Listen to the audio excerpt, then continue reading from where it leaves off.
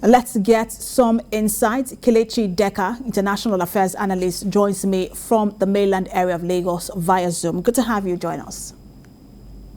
Yeah, thank you very much. So you and I had a conversation on this election. I think that was Wednesday last week, where the debate was going to hold.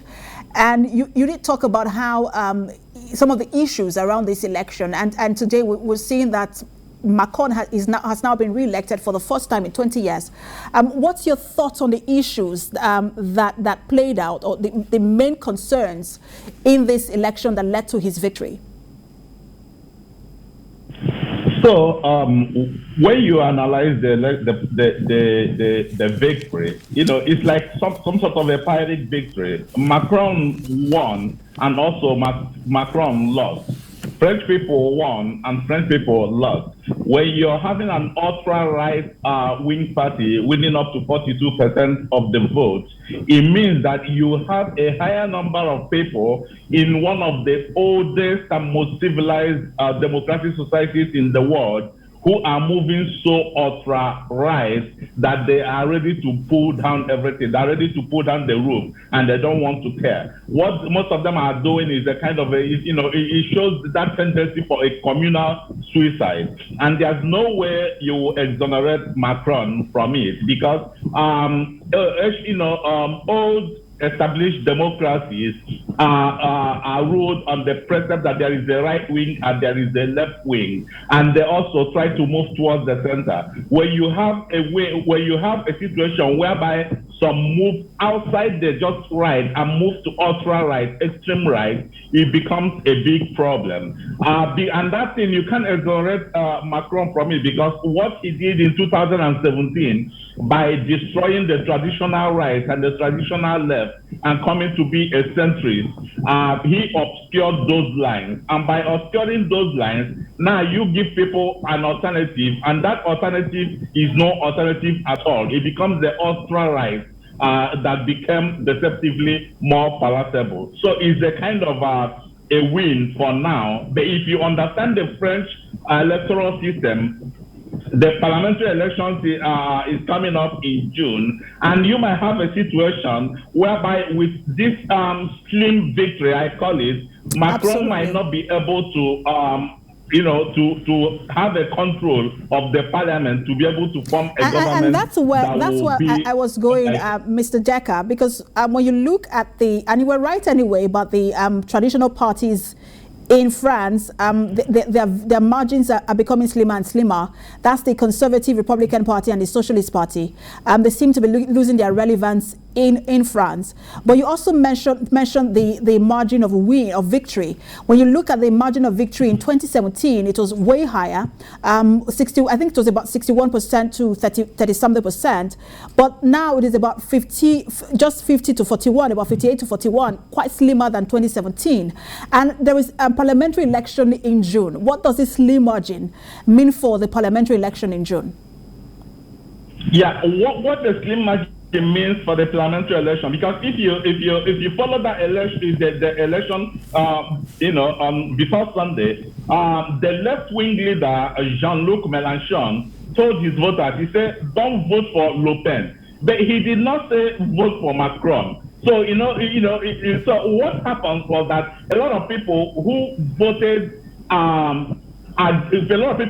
against Le Pen than voting for Macron. And in the upcoming June election, there's going to be the tendency that those people who voted against Le Pen might now vote against Macron. And if it happens that way, it means that the left-wing leader, Jean-Luc Mélenchon, might be able to muster enough votes that Macron will have no other alternative than to allow him to be the prime minister. And if you notice, 20 years ago, Jacques Chirac won 82% of the electoral vote against Le Pen's father, Jean-Marie Le Pen. And what he did was he was able to amass votes from the left, amass votes from the right, and amass votes from the center to be able to defeat Jean-Marie Le Pen, the father of Marine Le Pen.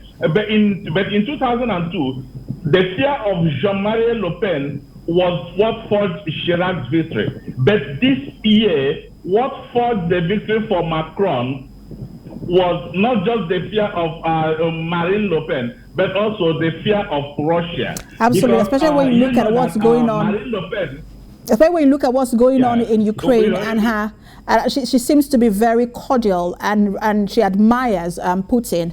I guess that was also some sort of vote against her. But let's talk about the fact that she gained more points in this election. In 2017, she had 33.90%.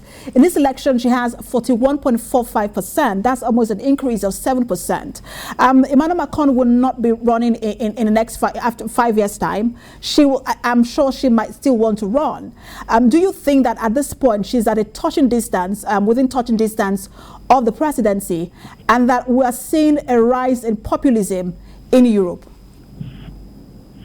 Yeah, I think she rode on that wind of rising populism across Europe, because this election was not a defeat of populism, but it was just a defeat of Le Pen type of populism. And you also realize the fact that because she collected a loan from a Russian bank that is directly linked to the Kremlin, so a lot of French people, why not liking Macron, they cannot think of having a president whose election was kind of funded by money from Russia. But what's going to happen is that by the time Macron and his group of En Marche leaves office, France is going to be left like a kind of a political orphan, whereby you have neither the traditional strong right or the traditional strong left.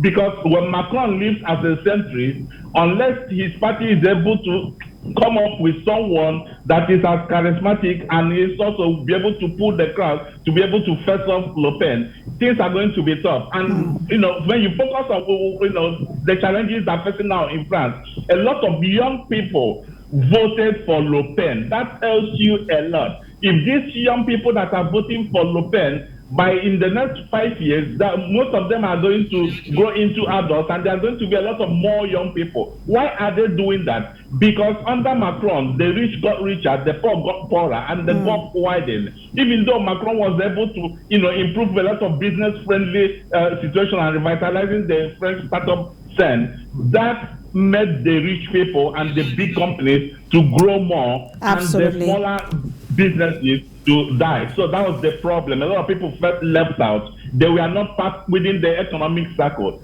So that forced them to see a way of destroying the system. Europe might have bought itself 5 more years of conservative or centrist politics.